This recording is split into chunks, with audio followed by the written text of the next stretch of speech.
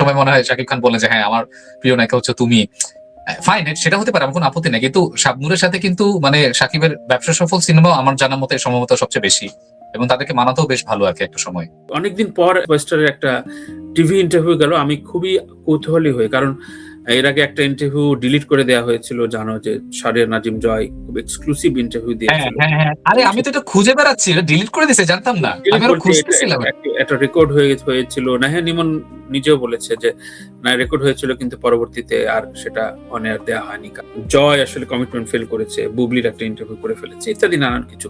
তো সবচেয়ে বড় কথা হচ্ছে শাকিব খানের একটা ইন্টারভিউ, ও যেহেতু ইন্টারভিউ দিতে চায় না, এক্সক্লুসিভিটি রাখে, সুতরাং পূর্ণিমা খুব দারুণ উপস্থাপক, অনেক কিছু ইন ডিটেল একটা কিছু পাবো, বা আরো কিছু উদাহরণ দিতে ইচ্ছে করছে। কিন্তু আমি সত্যিকার অর্থে হতাশ হয়েছি, মানে হতাশ হয়েছে এই অর্থে যে না, একটা ইন্টারভিউ যেহেতু নেই, আমি প্রায় 20 বছর হয়ে গেল ইন্টারভিউ ক্ষেত্রে, যেগুলো আমার জানার কৌতূহল, মানে মানুষ জানে না, যেই সাকিবকে বের করে আনার চেষ্টাটা, এইটা কোথাও 40-42 মিনিট লেন্থ বোধহয় কোথাও আমি খুঁজে পেলাম না, মানে সরি টু সে। এবং যে একটা দুইটা প্রেমের কথা মানে জানার কথা আসলে হয়তো কেউ বলতে চাবে যে বিয়ে, ডিভোর্স বা বুবলি প্রসঙ্গ, এর বাইরেও তো অনেক কিছু আছে, মানে আমাদের ইন্ডাস্ট্রি নিয়ে শোনার, বা আমি যদি বলি যে এই যে এখনকার এই দুটো ছবি হুট করে বেরোলো,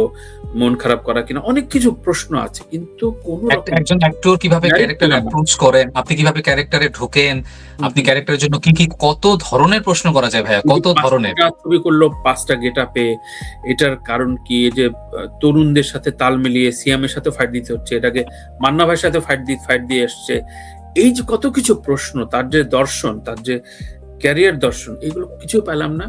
একটা হঠাৎ করে একটা প্রেমের খবর দিল যে একটা কি পূর্ণিমার বাসার সামনে পাশে নাকি থাকতো, তাকে নাকি সে ভালোবাসতো, এবং যাই হোক, মানে আমি আসলে হতাশ এই অর্থে যে এটা পূর্ণিমার ইন্টারভিউ হইতে পারে না, এটা সাকিবের এক্সক্লুসিভ ইন্টারভিউ হইতে পারে না, এটা আসলে আমি জানি না, মানে প্রশ্নগুলো কি আগে থেকে ঠিক করে দেওয়া কিনা, মানে আমার কাছে মনে হচ্ছে পূর্ণিমা আরো ভালো ইন্টারভিউ নিতে পারেন বা নিতে পারতেন। বা আরেকটা ব্যাপার আমি যেটা একটু চোখে লেগেছে, যে বা ওখানে বলা হচ্ছিল যে আপনার মানে আপনি অনেক নায়িকার সাথে কাজ করেছেন, পছন্দের নায়িকা কে অনেকের নামই নেওয়া হচ্ছিল, কিন্তু আমার তো মনে হয় সাকিবের সাথে সবচেয়ে মানে শাবনূরকে খুব ভালো মানাইতো, শাবনূরের নামটা আসে নাই, এটা একটু আমার খুব মানে অস্বস্তি লাগছিল আর কি, যে শাবনূর।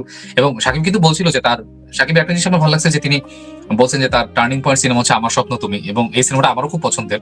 তো ওই সিনেমাতেও কিন্তু ওই শাবনূরই ছিল, কিন্তু ওভারঅল শাবনূরের নামটা সেভাবে আসে নাই। পরে মনে হয় মানে পূর্ণিমা নিজের নামই বলছিলেন, পরে একটা সময় মনে হয় শাকিব খান বলে যে হ্যাঁ আমার প্রিয় নায়িকা হচ্ছে তুমি। ফাইন, সেটা হতে পারে, আমার কোনো আপত্তি নেই, কিন্তু শাবনূরের সাথে কিন্তু মানে শাকিবের ব্যবসা সফল সিনেমা আমার জানার মতে সম্ভবত সবচেয়ে বেশি, এবং তাদেরকে মানাতেও বেশ ভালো আর কি একটা সময়।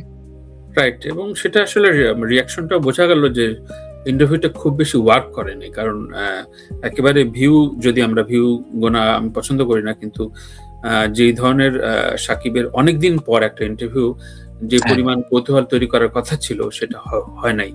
কারণ আরেকটা ব্যাপার কি ভাইয়া, মানে এটা বললে এখন তো আবার রেগে যাবে, আগে বলে নিচ্ছে, মানে ডিসক্লেমার, শোতে শাকিব খান পূর্ণিমা দুজনকে দেখতেই সুন্দর লাগছে, কিন্তু আমাদের কিছু ছোট ব্যাপার ভাইয়া, মানে আমাদের একটু, আমি জানি না এটা আশেপাশের লোকজন কি বলেন না বা কি, যারা আপনি স্টুডিওর ভেতরে ইন্টারভিউ নিচ্ছেন, তাই তো স্টুডিওর ভেতরে ওখানে লাইট আছে, সবকিছু আছে, ওখানে আমার মনে হয় না সানগ্লাস পরার কোনো দরকার আছে আলাদা করে। এটাকে আমি অনেক বড় বড় আর্টিস্টকেও দেখেছি যে টক শোতে সানগ্লাস পরে মানে যায়, এটাকে আমি আমি আমি আমি দেশের বাইরে দেখি না, আপনি সানগ্লাস পরেন, সমস্যা নাই, দেশের বাইরে দেখছেন, আচ্ছা আচ্ছা, আমি হয়তো তাহলে দেখি নাই, বাট আমার মনে হচ্ছিল যে মানে আমি ফার্স্টে খুব ভাবছিলাম যে মানে আমি জানি না মানে অনেক কাজ করেন, অসুস্থ কিনা বা এরকম কিছু কিনা। না, এটা একটা স্টাইল। আমার কেন জানি একটা জিনিস মনে হয় কি ভাইয়া, মানে আপনি যখন আপনার চোখ আড়াল করেন না, আপনি অনেক কিছু আড়াল করে ফেলেন, চোখ দেখতে পারলে অনেক কিছু খুঁজে পাওয়া যায়, এটাও হয়তো কারণ। বয়স, চোখ, তার ক্লান্তি, সবকিছু চোখের মধ্যেই, মানে আমি যদি হঠাৎ করে এটা খুলে ফেলি অনেক কিছু ডিটেল হয়ে যায়। এটা তো সানগ্লাসও না, তারপরও কিন্তু সানগ্লাসটা ওই জন্য তারকারা। তবে হ্যাঁ, এই ব্যাপারে আমি আপনি একমত যে উই এক্সপেক্টেড আ লট, আমরা আরো বেশি আশা করছিলাম আসলে, মানে সেই অনুযায়ী আমি আসলে এটা মেরিট পাইনি, এটা আমি খুব বোল্ডলি বলতে চাই।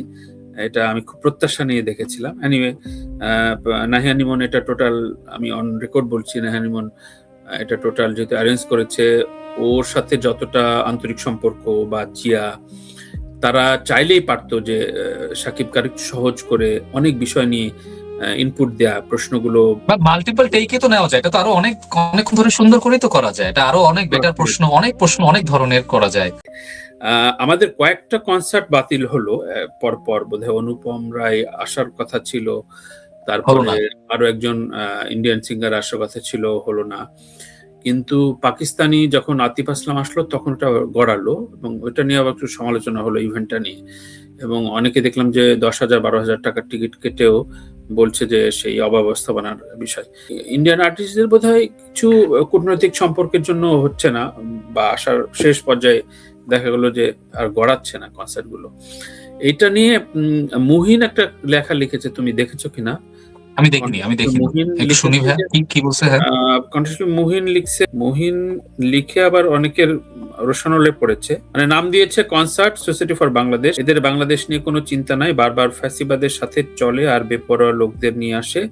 এদের বাপের ক্ষমতা থাকলে এদেরকে নিয়ে ওদের দেশে ওই অনুষ্ঠান করে দেখাক।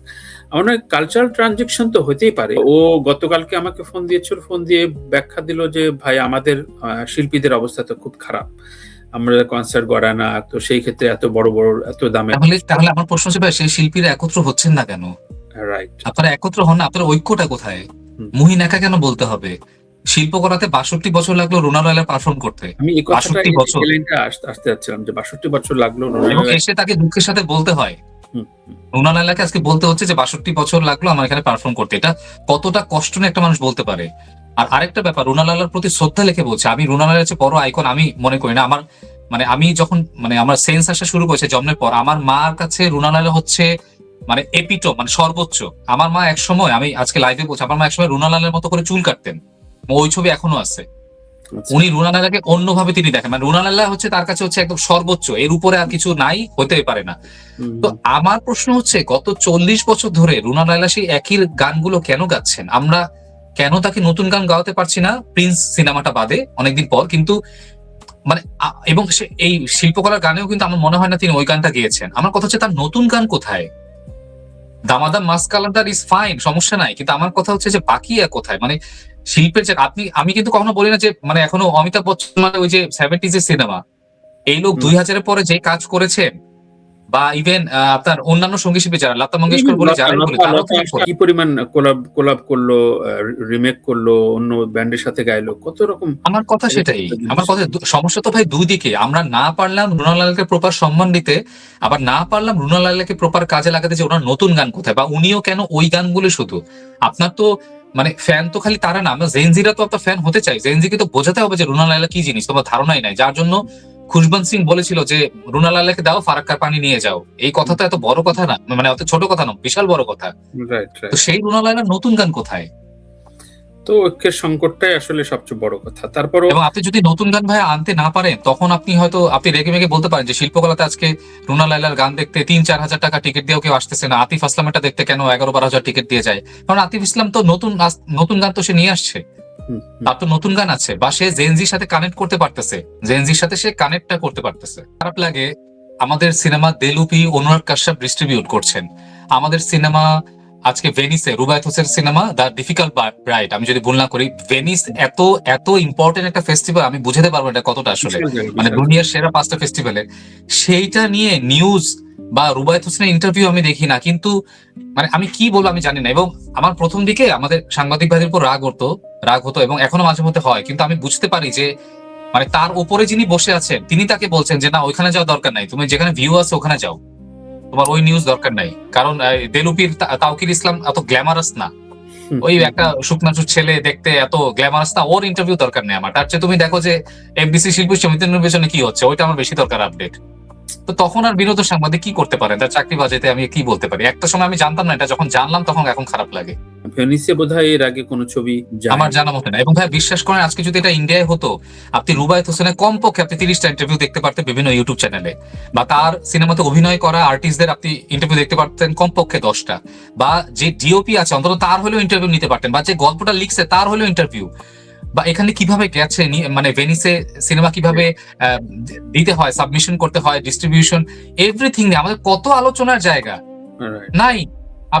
আপনি দেখবেনই না, জাস্ট একটা ছোট নিউজ বা একটা বড় নিউজ, হয়তো প্রথম আলোতে একটা নিউজ গেছে এই